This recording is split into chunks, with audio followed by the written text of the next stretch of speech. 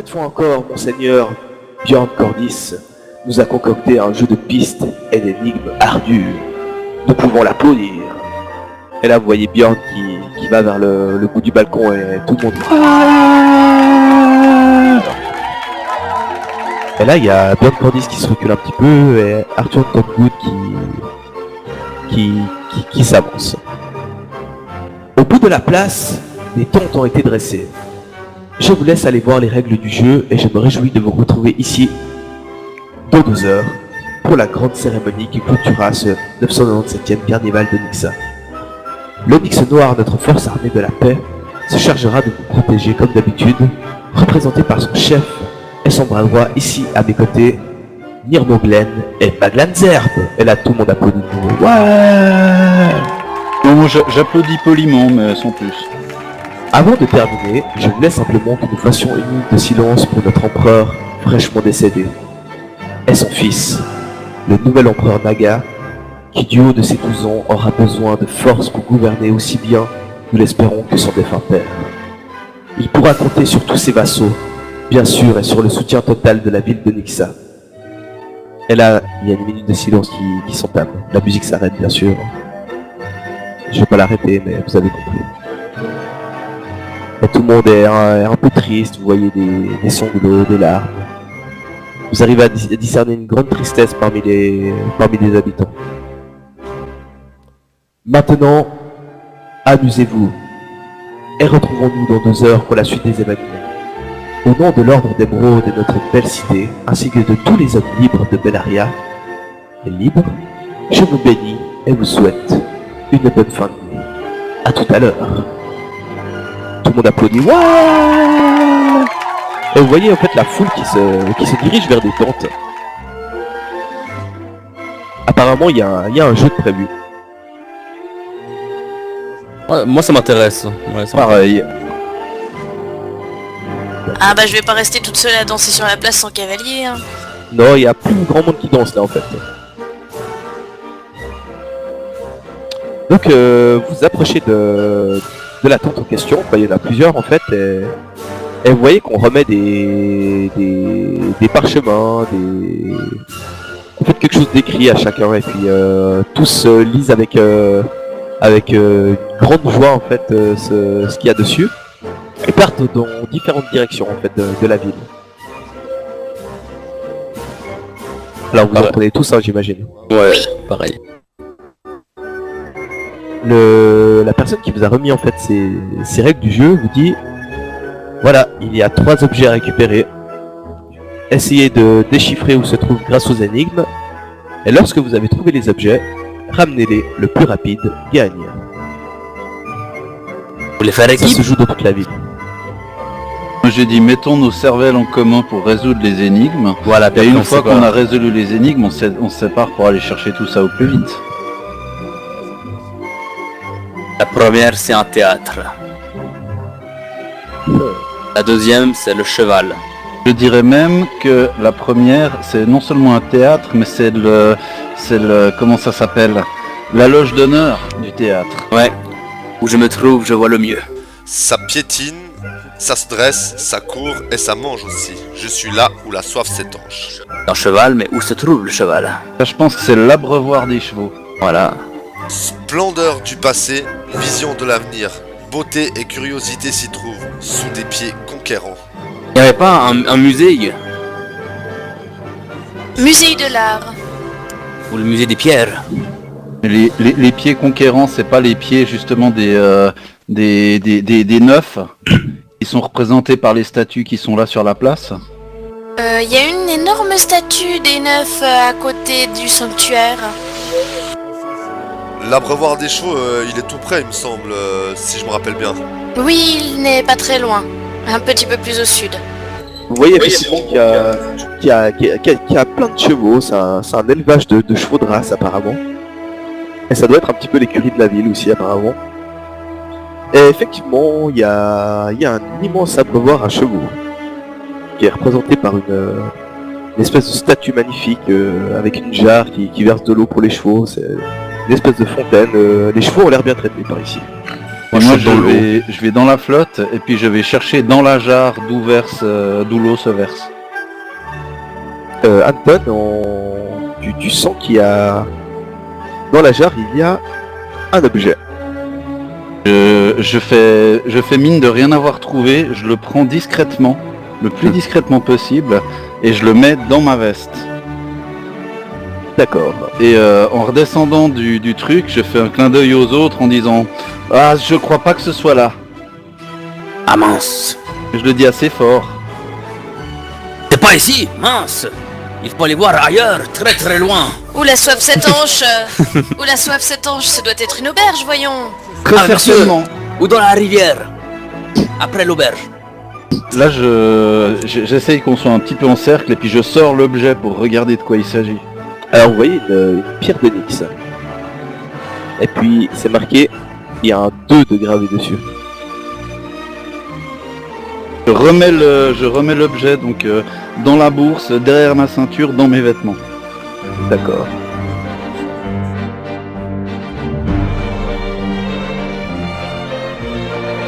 Est-ce qu'il y a une entrée des artistes? Non, il y a une entrée principale et en fait dans l'entrée, il y a des escaliers qui descendent, des escaliers qui montent en colimaçon et qui rejoignent un balcon. Et sinon il y a... Vous traversez en fait une petite pièce et vous arrivez vraiment dans le théâtre avec tous les sièges, etc. Avec tous les rangs. On va par l'escalier en colimaçon. Est-ce qu'il y a un loufia ou quelque chose comme ça dans le coin? Un loufia. Un serviteur? Non, il y a des gens qui fouillent un petit peu partout. Il n'y a pas de représentant du théâtre? Non. D'accord. Bah je suis les autres alors. Vous voyez des gens avec des torches ou avec d'autres choses comme ça qui cherchent les objets. Je voudrais savoir, est-ce que vous avez du papier sur vous et de quoi écrire? Oui. Oui. Ok, bah donnez-les-moi. Qu'est-ce que tu ferais? Bah donnez-les-moi, je vais vous montrer. Tiens. Ben, je lui tends mon encre, ma plume et puis un parchemin. T'as une feuille de papier. Alors, sur la feuille, j'écris accès interdit en travaux. Et je vais aller le mettre en bas de l'escalier pour pas qu'on soit dérangé, quoi. Je prends dans ma petite bourse, je prends de la ficelle et puis je perce 2 trous dans la feuille qu'il a fait et puis de sorte à faire une barrière qui barre l'escalier. Pour que ça soit pendu puis pas simplement posé sur l'escalier. Moi je ricane tout bas. Bien vu, Anton. Ça vous êtes ingénieux quand même, j'avoue. Ah, vous montez au balcon et après avoir fait votre petit truc de draw là. Et en fait vous voyez que le balcon en fait est un petit peu en escalier. Donc les places de devant ont pas l'air d'être les meilleures, mais par contre ouais, vous arrivez en haut et puis en fait d'où vous êtes, juste à votre gauche et droite, il y a des sièges un petit peu feutrés qui sont vraiment magnifiques et là vous avez vraiment la vue sur toute la salle. C'est assez Je impressionnant. propose qu'on se partage ces sièges là puis qu'on fouille chacun des sièges en question. Alors, d'accord, il y en a 10, vous partez de la gauche vers la droite quoi. Des 2 extrémités. Mais Ok. attends, on peut même faire mieux. Il y en a 2 qui prennent les 2 du milieu, qui vont vers l'extérieur, et puis les 2 de l'extérieur qui vont vers l'intérieur. Comme ça on prendra 4 fois moins de temps. Alors vous fouillez vraiment le truc et Sirven, tu finis par mettre la main sur un objet qui était sous le siège en fait. Il était retenu avec une espèce d'épingle. Ouais, et tu vois que c'est un pendentif en fait des 9. Avec le gros symbole qui est à côté qui est à côté du sanctuaire, mais en tout petit quoi en fait en collier. Sur le dos en fait du pendentif tu vois un petit 1. Donc vous redescendez du théâtre et vous arrivez devant. Vous voyez les gens qui rigolent, qui s'attroupent, qui cherchent les objets avec des torches, c'est assez marrant en fait. Un jeu de piste de nuit comme ça.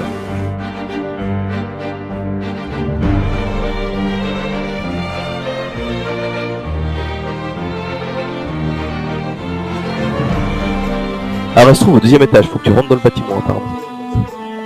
Alors tu vois que c'est vraiment un bâtiment exceptionnel, ça fait de verre, de joyaux et d'onyx quoi, ça fait vraiment un rendu presque de science-fiction quoi.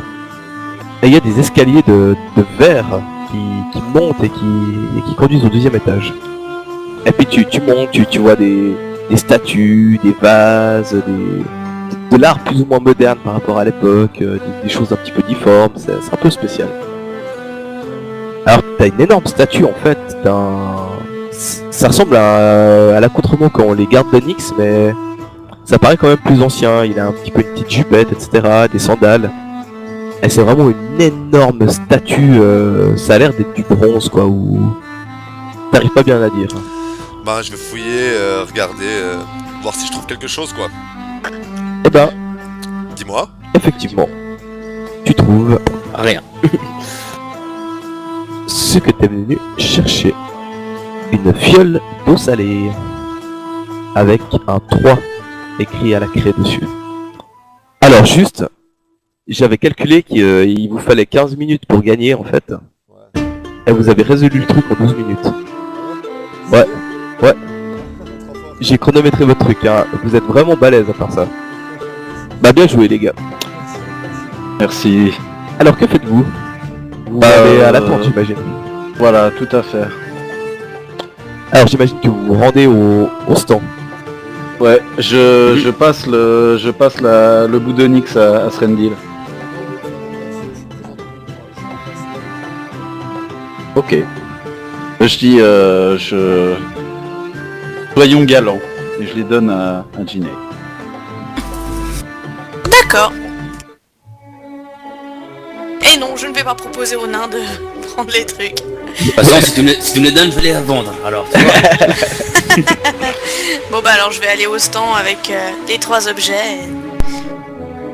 Je suppose que nous avons résolu les énigmes. Et je montre les 3 objets. Magnifique! Nous avons des nouveaux gagnants! Vous pouvez garder les objets. Ouais, vous avez gagné un joli pendentif, une pierre d'onyx et puis une fiole d'eau salée. Si j'observe un peu la pierre d'onyx, est-ce qu'il y a une certaine valeur, quelque chose? Mandakuro. Fais-moi un jet de... Voilà, on voit quoi, je l'estime. Appraise, s'il te plaît. C'est ça, hein, appraise, hein. Appraise, ouais.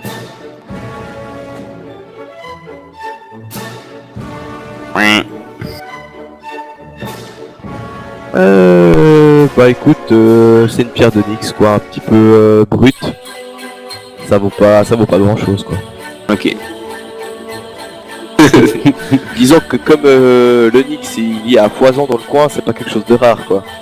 Et comme elle est pas travaillée, donc c'est un peu du bas de gamme quoi. C'est juste pour représenter un petit peu la ville. Ouais. Et puis là vous voyez donc la place qui se regorge de monde, les gens continuent à danser, etc. Qu'est-ce que vous faites? Vous dansez un petit peu, vous observez? Moi je vais observer, Ouais, j'ai assez dansé Bah. pour aujourd'hui. Moi je vais aller vers Sirven et puis dire allez, vous avez réussi tout ce que vous avez entrepris jusqu'à maintenant. Vous allez pas avoir peur d'une petite danse. Avec un grand sourire. Et là je pousse Sirven en direction de Ginny. Vas-y, fais-moi un jet de dextérité, s'il te plaît, dans la 3D. D'accord. Ginny, fais-moi un petit jet. fais ton sourire. Avec le sourire dans la voix, j'imagine qu'il va y avoir des orteils écrasés. Alors en fait, tu vois Sirven qui débarque vers toi et déjà ils sont en couple quoi. Le mec il te tombe dans les bras quoi. Toi tu le soutiens juste, tu pars avec les pas, puis tu vois qu'il part complètement à l'inverse et bam, casser la gueule les deux quoi. Mais direct. Alors je pars d'un éclat de rire. Et vous retrouvez les deux sur le cul quoi, comme ça, vous regardez. Donc toi t'as fait 2 et puis elle a fait 4. Hein. Voilà. Alors là en fait Sirven tu arrives à sa hauteur et puis tu arrives à faire 2-3 pas. C'est pas mal, c'est assez maladroit mais ça passe en fait. On comprend tout de suite que la danse c'est pas ton fort hein. Et puis Ginny elle suit quoi, elle se laisse un peu guider par toi mais elle est pas beaucoup plus forte non plus hein. Je Ginny. refais aussi un jet pour voir si je suis. Ouais Alors là, il y a Sirven qui tente un truc qu'il aurait jamais dû tenter en fait. Parce qu'en fait, il te marche sur le pied, mais d'une force, et ça te fait tellement mal que pour finir, tu enlèves tes mains puis tu dis vas-y c'est bon, dégage quoi, casse-toi quoi. Ça peut pas aller plus loin. Voilà, vous en avez marre de danser quoi. Ah, tout ce long, je danse avec ma shop. Hein. Je fais de la valse avec ma shop. Mais moi je repousse pas Sirven en faisant c'est bon vas-y dégage tu m'énerves. Je rigole, je prends on n'y arrive pas, c'est pas grave. Arthur Tongood revient au balcon. Et là tous les gens se tournent un petit peu vers le balcon et puis elles sont toutes excitées en fait. Ils attendent que ça quoi. Et là Arthur Tongood prend la parole en levant les bras, en calmant un petit peu les ardeurs, etc. Et il fait « Chers concitoyens, me revoici devant vous pour la traditionnelle présentation des masques sacrés. Ces mêmes masques portaient les 9 héros d'antan. Tout d'abord, bravo à nos nouveaux gagnants, vous avez su déchiffrer les énigmes de Monseigneur Björn Cordis. Bravo à vous. Avec moi sur la tribune, comme chaque année, les dignitaires des autres cités de Bellaria qui ont apporté, comme le veut la tradition millénaire, avec eux, le masque qui représente leur cité. Tout d'abord que s'avance Abendus Doxma, dignitaire d'Emeralda et représentant de l'empereur Naga qui, comme vous le savez, n'a pas eu le cœur à venir. Et là vous voyez un homme qui s'avance et qui fait signe à la foule, qui se fait applaudir comme un grand seigneur. Mais c'est avec grande joie que nous recevons ce noble de la belle cité d'Emeraude ainsi que les 5 masques qui l'accompagnent et qui résident normalement à Emeralda. Et là tout le monde applaudit et puis il ouvre des coffres en fait et il brandit chaque fois un masque. 5 à la suite.